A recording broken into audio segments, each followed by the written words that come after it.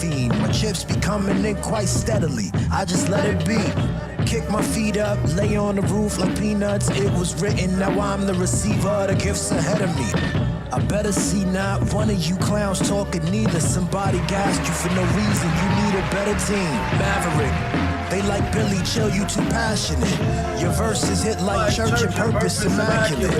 Man carriers cross too well, they gon' call it sacrilege. I freed myself, broke the whole matrix on accident. I run the block with that thing on it. Call me Saxon Fifth. Early stages I would laugh like a pageant kid. I'm gonna bring the volume down on that. What's good? What's good? What's good? What's good? Applause.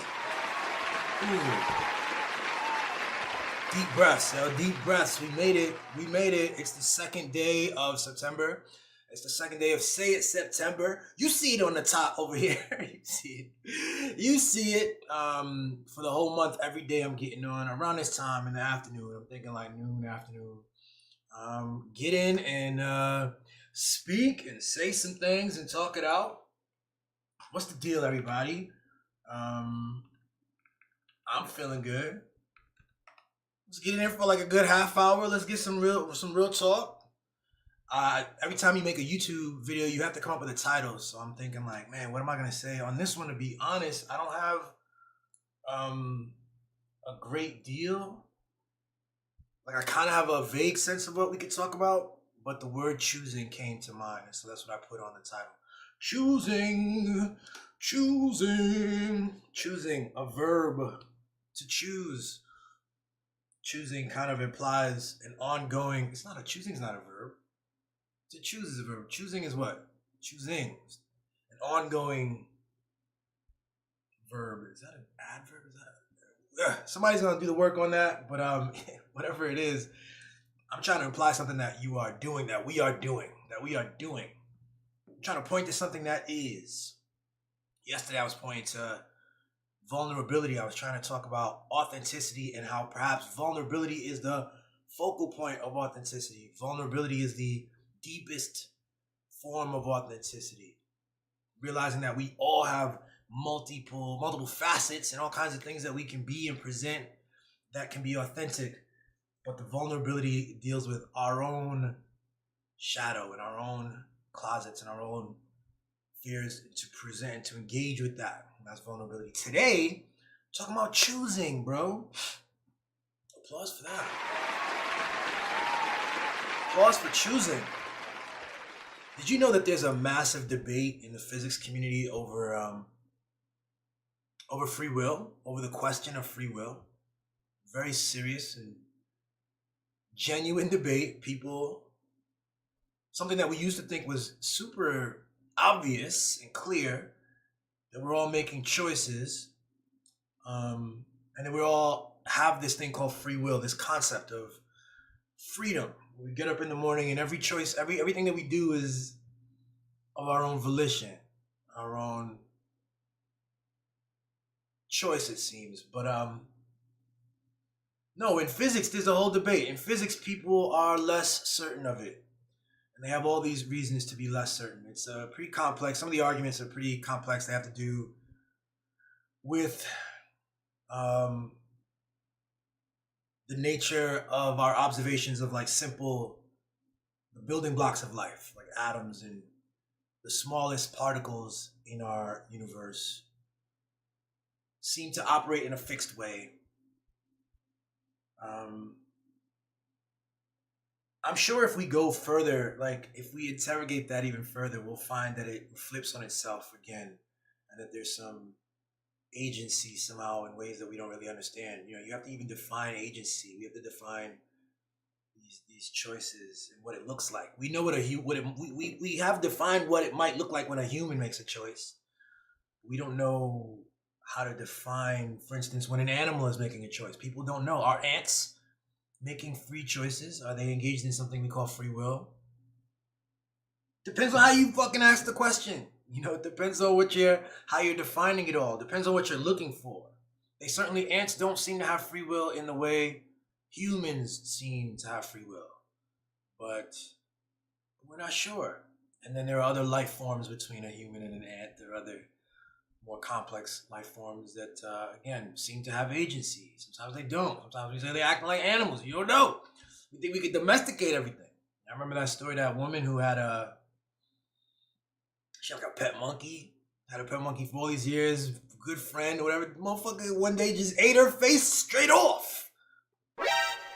Just went crazy and ate her face off. And I think her partner, whoever's in the house, two humans that had known this animal, one day just flipped and decided it was not going to be domesticated anymore and commit this horrible act. And I didn't see the video. Like, I'm someone, I can't watch videos like that. I remember there was somebody was talking about a video of it, or at least an audio. I think they were able to call 911. This thing is just like mauling them.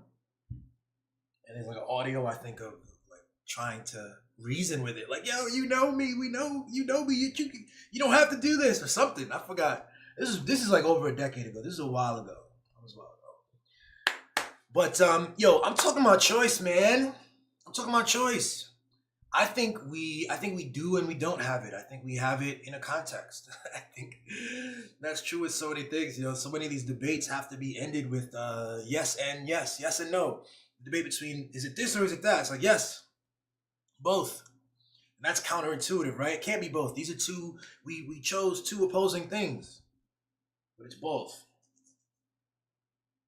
It's very strange things. Very strange things. Another one of the paradoxes that if you're not paying attention, you don't really engage with these paradoxes. If you're busy, if you kept yourself busy, if you engaged in stuff that keeps you busy, you don't sit and think about these paradoxes that exist in life, in the real world out there, as well as the paradoxes inside of us, each of us. Each of us exists in a paradox, and each of us operate as paradox.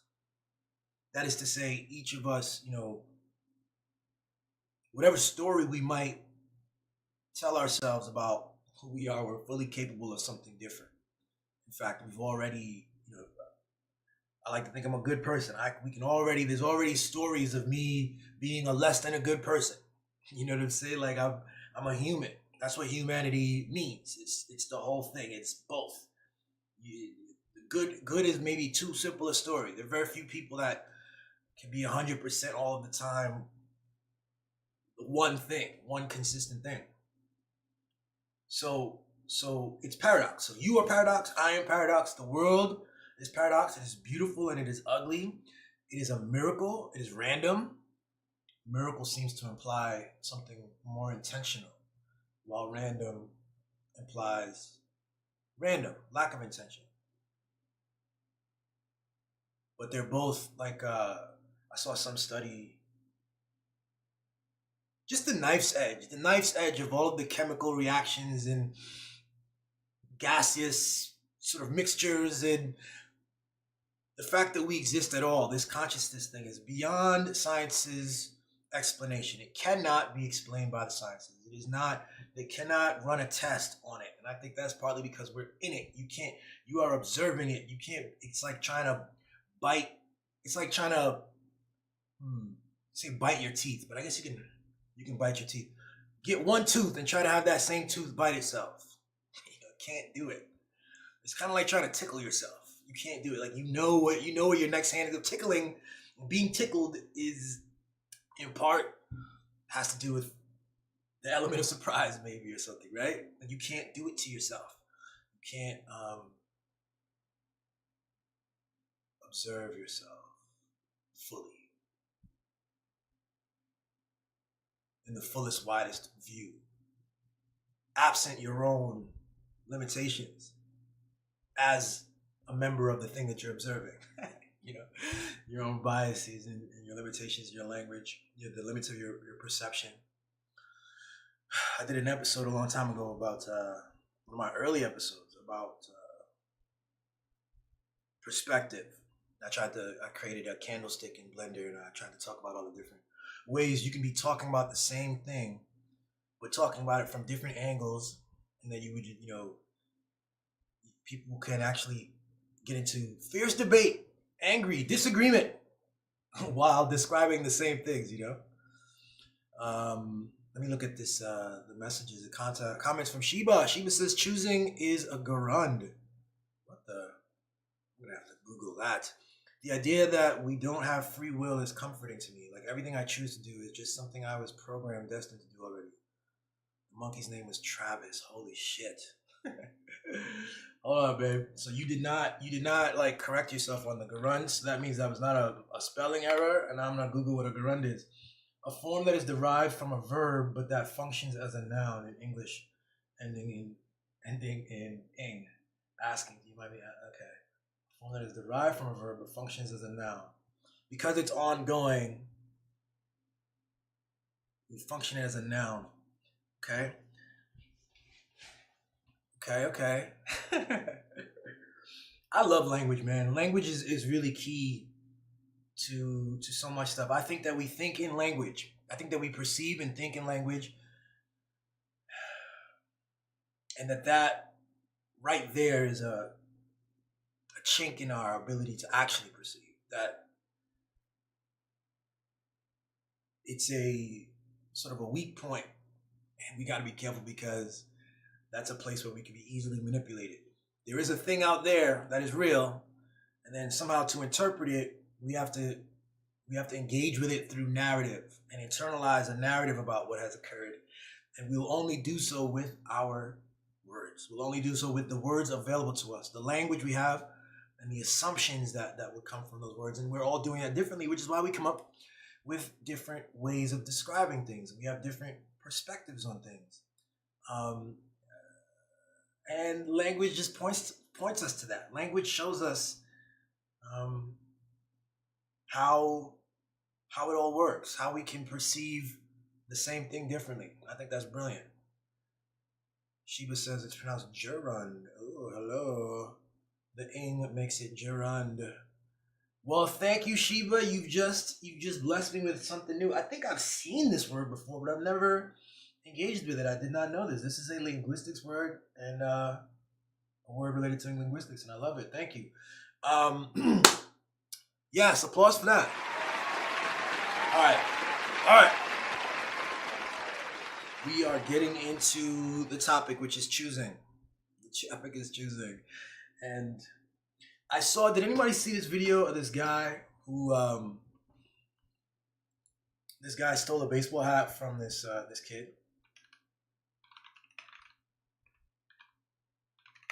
me see if I can Google this. Yeah, it was at the US Open. Okay, so this is at the US Open. I'm going to share screen. I'm going to make, nope, switch it. All right. So check this out. This is at the US Open, and this happened.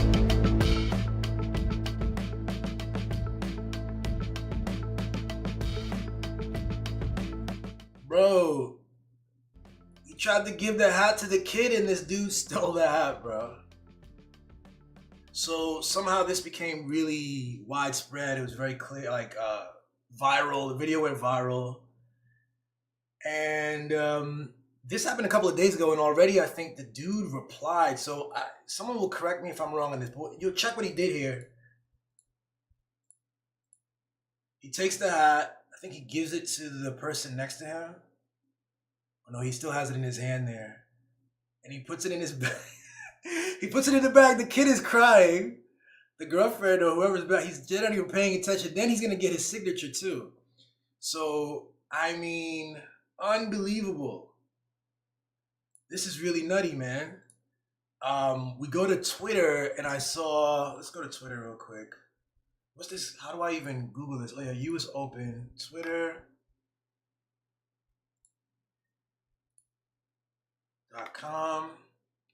which is really X now, of course, because that makes sense.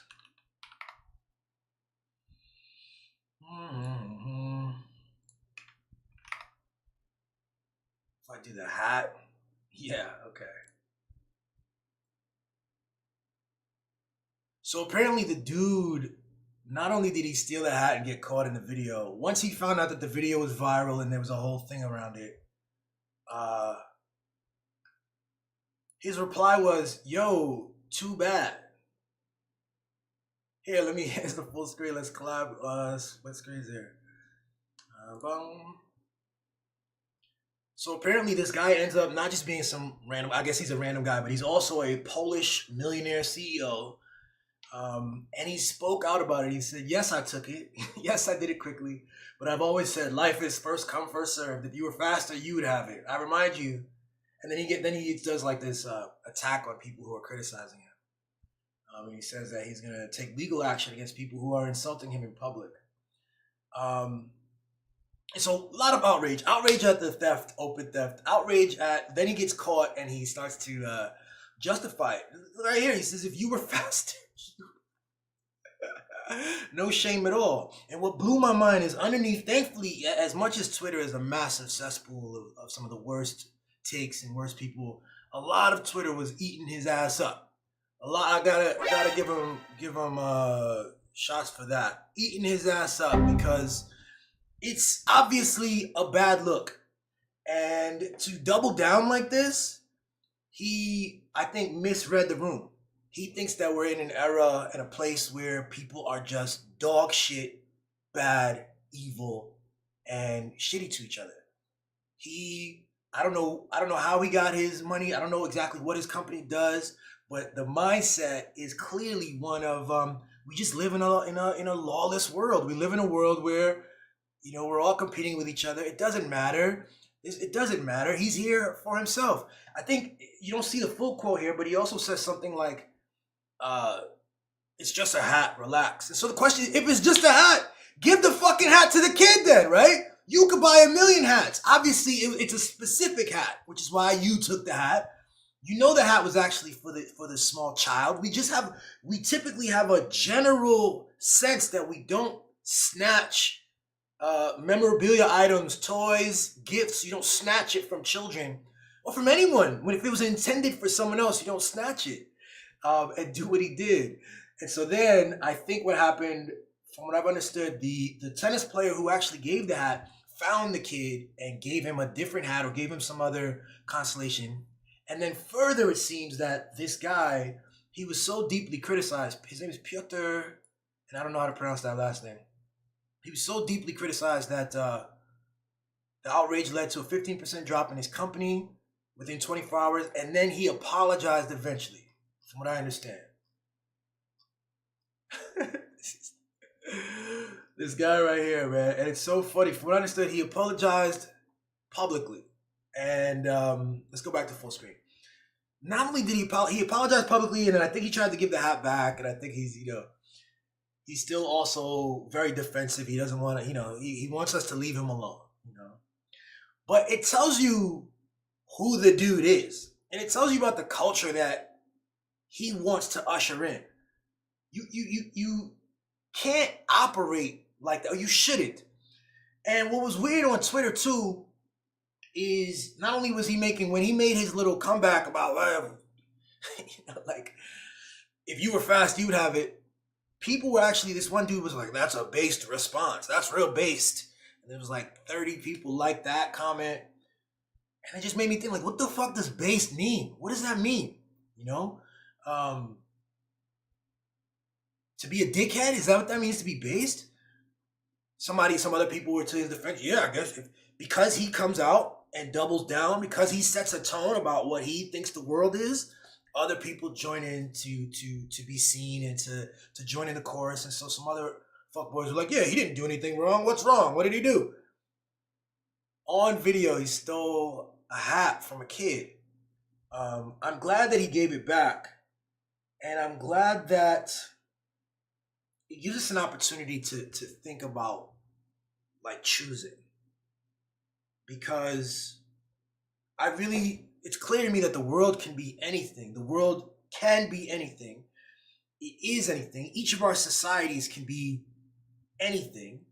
And as we're constructing the society, especially there are people who are active in society construction, and there's laws, and then there's like social norms, and there's just polite behavior. We don't want laws. We don't want a ton of laws. This is one of the things when you hear the right, the right wing people, for the most part, is pretty stupid. I don't even like that term, right wing. There is an argument made about the need for a small the legislative body to be fairly small, the legislative power to be small, the executive power to be small, to limit the range and scope of the legal frames and boundaries that we're all set in our society, that you can define a free society by that. I think too often those guys are talking about financial freedom, and they're talking about the ability to to be super rich and untether yourself from the rest of society, to untether yourself from taxes and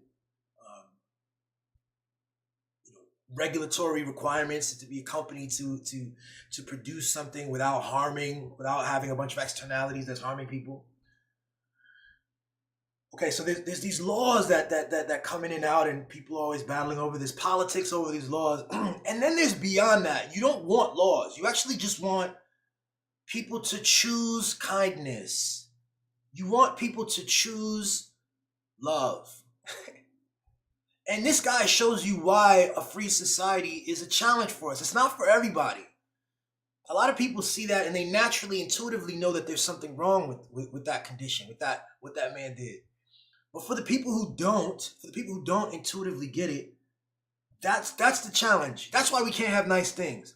That's why we can't have freedom to the fullest extent. That's why freedom to the fullest extent frightens some people, because they're ever mindful of these grimy individuals who can't fathom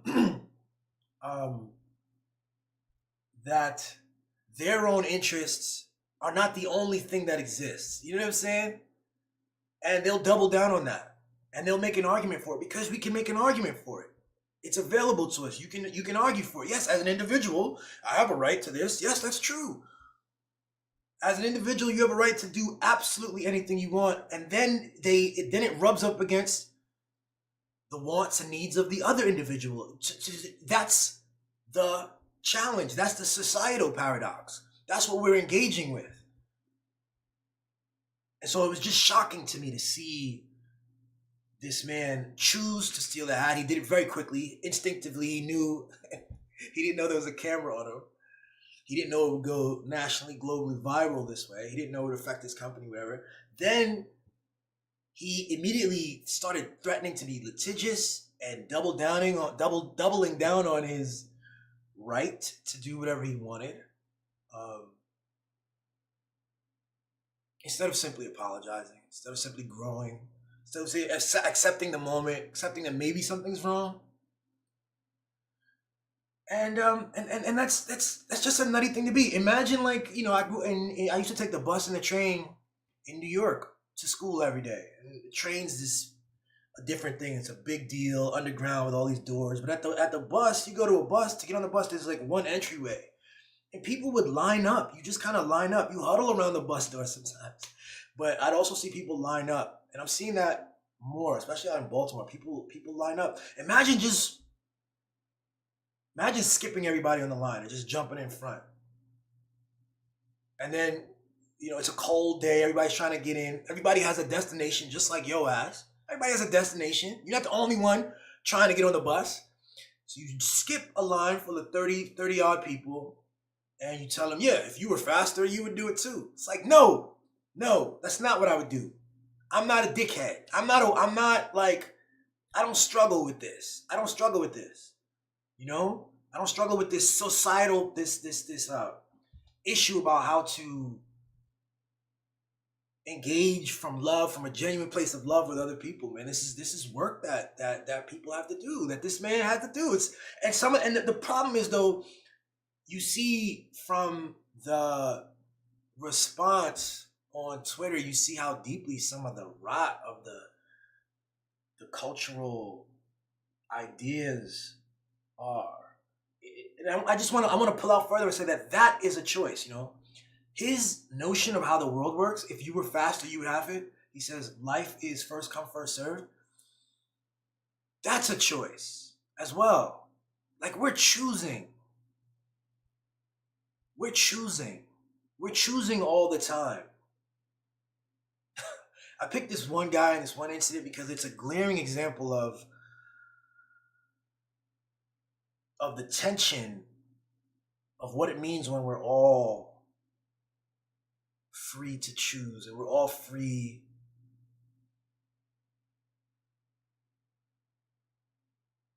to how do we engage? How do we engage with each other?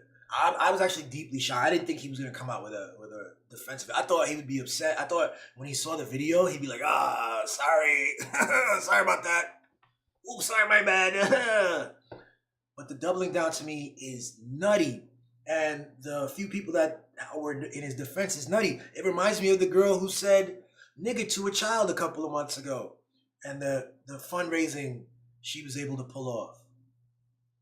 It reminds me of the guy who went on Jubilee with Mehdi Hassan and openly called himself a fascist and said he's a fascist. Some of these people on that show, all trying to be seen, trying to be famous and shit. One dude told Mehdi to leave the country because he's an immigrant. There's this whole culture that's being built, a culture that is proud of its selfishness and proud of its exclusionary approach to life. Hyper individual. It comes up with a whole ethos to support and defend antisocial behavior. And we got to watch out for that. We got to watch out for that. It's not real. It's a choice. It's not like again, his theory on what life is, first come, first serve. That's a story. That's a mythology. That's a hype. That's an absurd reduction of what life is. If you were faster, you would have it. Nah, man.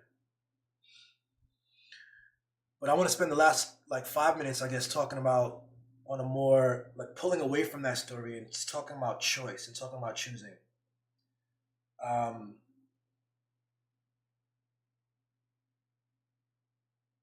I have a song, one of my favorite songs that I've done, Leave Me Alone. I say in the chorus, I talk about being chosen. I also have, I think in Fool's Journey, I say chosen.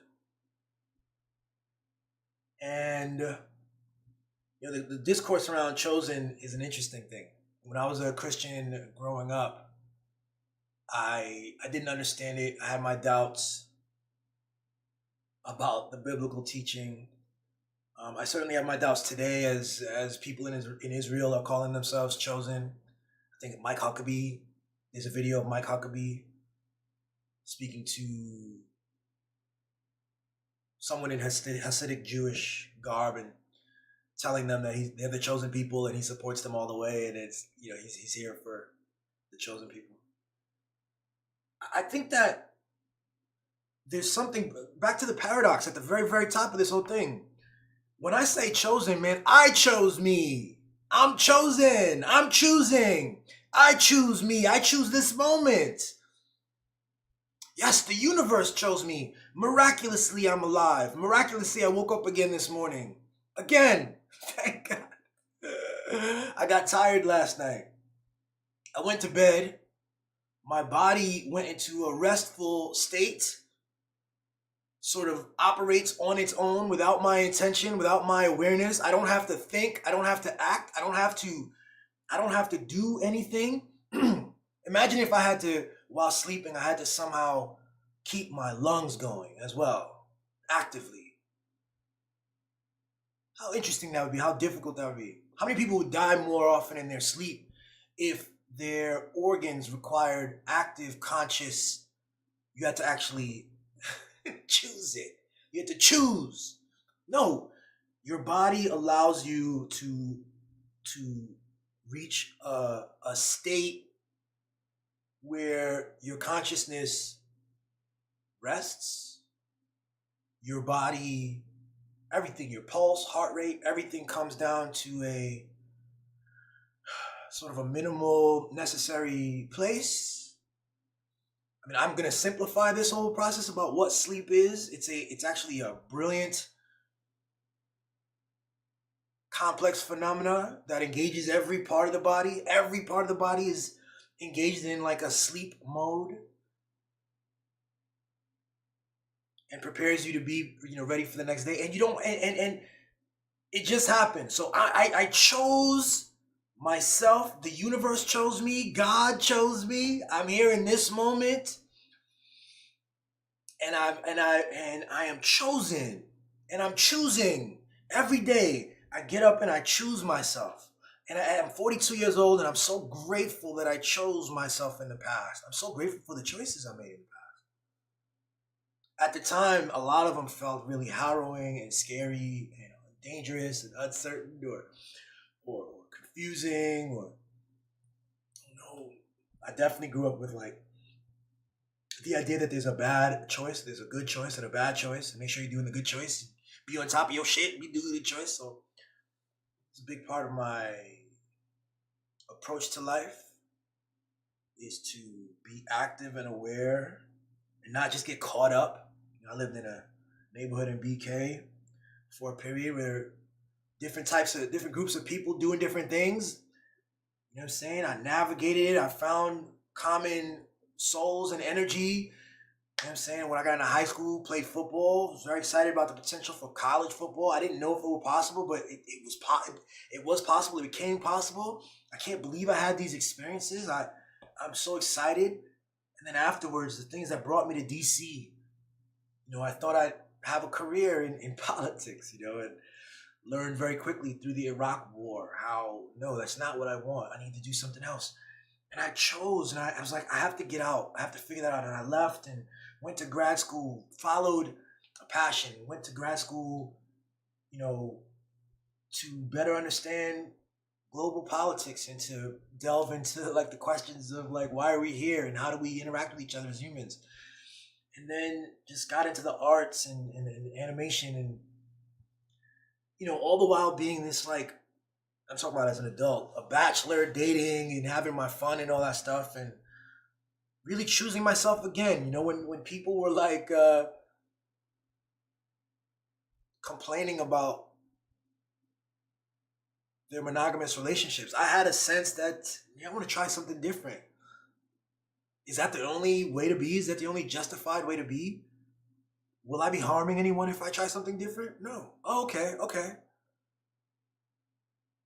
Navigating that,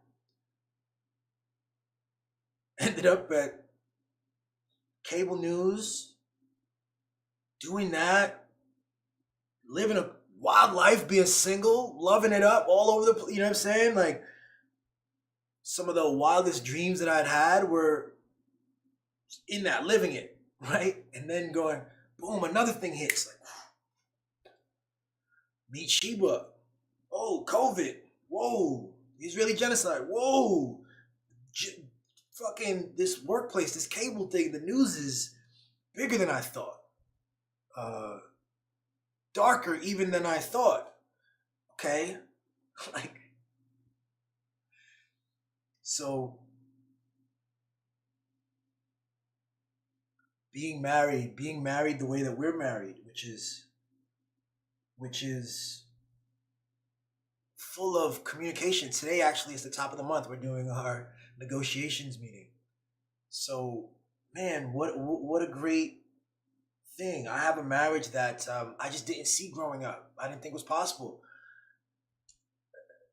I don't have any complaints. I have a marriage where, to me, being married means, especially as a man, you're gonna be complaining. Your wife's gonna be blah blah blah. You're gonna be, oh boy, here we go, the ball and chain, But none of that has to be. None of it has to be. That ball and chain is a story, and if I don't choose, if I'm committed to what I think I know or see in the external world, I will recreate that. I will expect and recreate it. I will create that with Sheba. I could. But thankfully, she has a very stable family background. She has a different experience with what marriage could be. But even her understanding of marriage has evolved through our relationship, and it's different. It's different from what like her parents had, And I'm proud of that. We're proud of that. And then leaving that workplace, coming in, and like, these are all choices. We're all choosing. And a lot of it, thank God for me, was and has and continues to be good. Good. Feels good. I can objectively look at it with hindsight and say that was good. I also have things that sucked, that were absolutely terrible, at the time. Felt ridiculous. Felt like a burden. Felt like steps backwards. Felt like I wasn't enough, you know? But you just keep choosing. You just keep choosing. And with yesterday, we were talking about how you're choosing your identity. You really are. You're choosing it. Fake it till you make it. You are, over time, you become who you embody. Be careful who you choose to embody. Be careful the energies you take on. Be careful listening to people from Fox News. Be careful listening to this guy who stole the hat, Piotr. Be careful listening to people you might value them like Elon Musk. You might value them in a certain context. You think that they're brilliant or they're rich, and so there's someone to be listening to.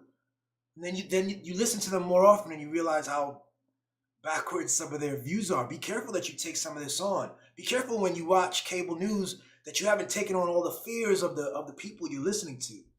The fears of the people in the journalism class who don't want to say certain things, that don't want to speak up and want to be euphemistic about things. Now you take on that language, you take on that thing without knowing. You've chosen to incorporate yourself and ingratiate with yourself with that. You've internalized the energy of the person you're watching on the screen.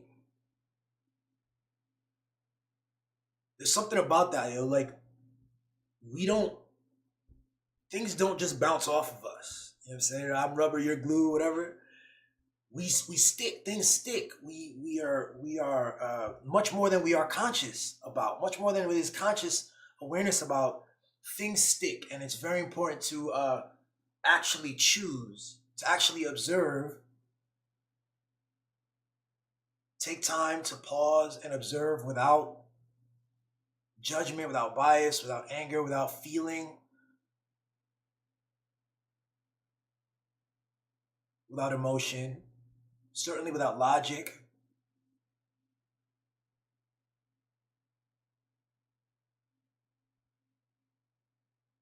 I think what's left after all that is the intuition.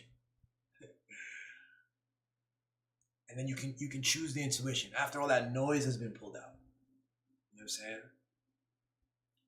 To be a better person than what the broader culture would or might accept. Again, you could steal a hat from a child. You can steal other things from a child. Motherfuckers will accept you. People will defend you on Twitter.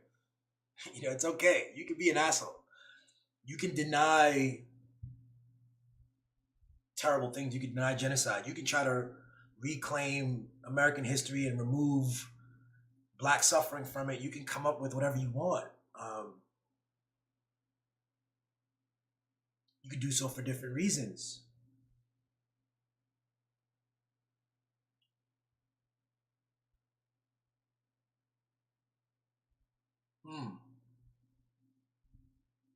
I think that what happens is that we end up choosing in ways and for reasons that are entirely outside of our awareness. And when you really look at it, you start to question whether things are a choice. See how that paradox happens right there again?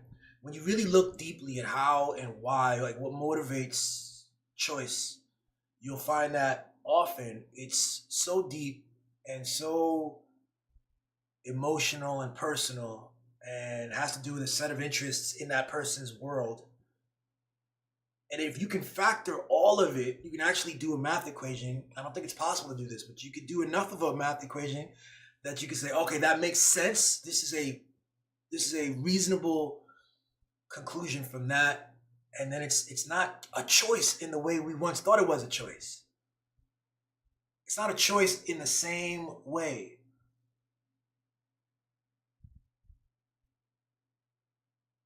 I'm trying to think this through here. This goes back to the question like we were saying at the top, man. How, what is a choice? How are we defining it? I find that for me to have made big changes in my life and big changes to myself, man, I had to make several tiny changes. I had to subtly notice something I didn't like. Everything from like chewing with my mouth open, say, "Oh no, I'm not doing that anymore." I choose to no longer do that. To, you know, being mean in a certain way, like to notice that, God, I don't need to do that. I don't need to be engaged in hurting people's feelings generally. I can be a different person. I can choose. I don't have to steal a hat from a kid just because I can, just because I'm bigger, faster. You know what I'm saying? Some people don't get this. This is intuitive to me. This is obvious.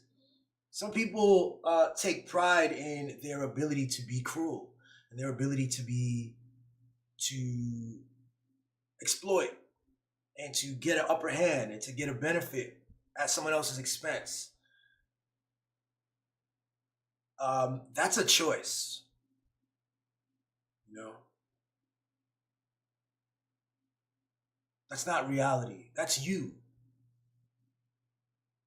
That's not what the world is. You know, so that's all I want, man.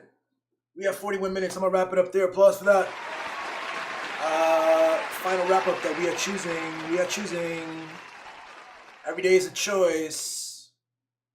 And if you choose today, the hard thing, the good thing, the best thing, the highest thing, the thing that you know you want, the thing that you know that is, it'll be easier tomorrow. You know, like working on a muscle physically. Keep choosing yourself, and keep being bold about it. Please, the world needs it. The world needs it. Yeah, it really does. So, know that you're choosing. Own that power that you're choosing. Don't succumb to the idea that you aren't choosing, that you're simply a recipient, that you're simply perhaps a victim and a recipient of other people's choices, because you aren't. And I urge you to believe me when I say that, and take steps to know that. The highest knowing is being. When I say it, you might agree, yeah, feel it.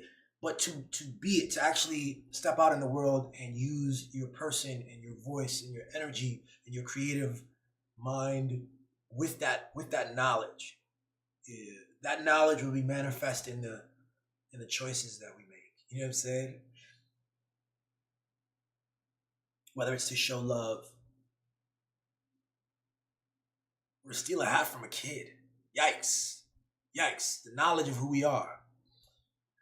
Ooh, applause. Let me look before I go. Looking at the comments here from Sheba. Sheba says the man alleged that he legit thought he was giving it to him so he could give it to his sons. No. That's nonsense. He also later alleged the first responses of Too Bad were not him. What? Really? I didn't see that. Interesting. Okay, he did PR damage control. If he hadn't been filmed and held accountable, he wouldn't have even given this fake apology. With freedom comes responsibility. White people seem entitled. This is Shiva's. White people seem entitled to be shitty and mean to children. It's beautiful that we can still create something that we've never seen, experienced growing up. That's correct. That's what's beautiful. That's the opportunity. That's the gift. That's the gift. Is that whatever is going on, whatever it is, time continues. It continues. And and I found, man, as I've continued to grow, I've aspired to be something or to reach something. The power of reaching it and the power of like letting go of the marker itself. It's both. It's both. I'm choosing these things that give me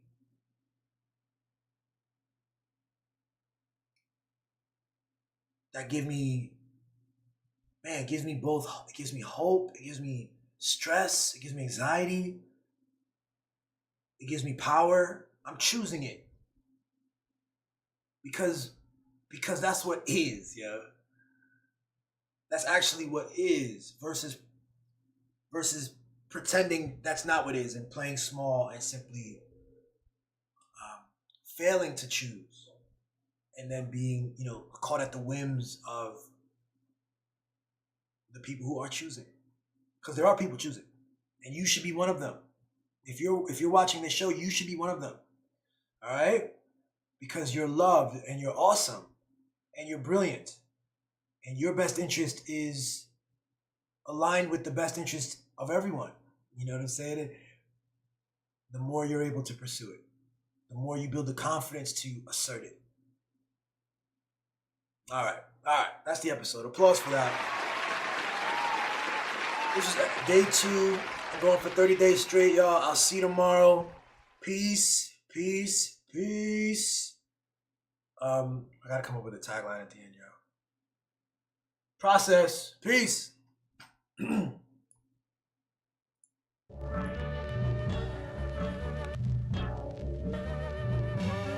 Big damn.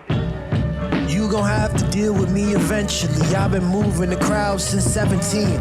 Bones in my pedigree. I don't do money chasing a cheddar fiend. My chips be coming in quite steadily. I just let it be. Kick my feet up, lay on the roof like peanuts. It was written, now I'm the receiver of the gifts ahead of me. I better see not one of you clowns talking neither. Somebody gassed you for no reason. You need a better team. Maverick.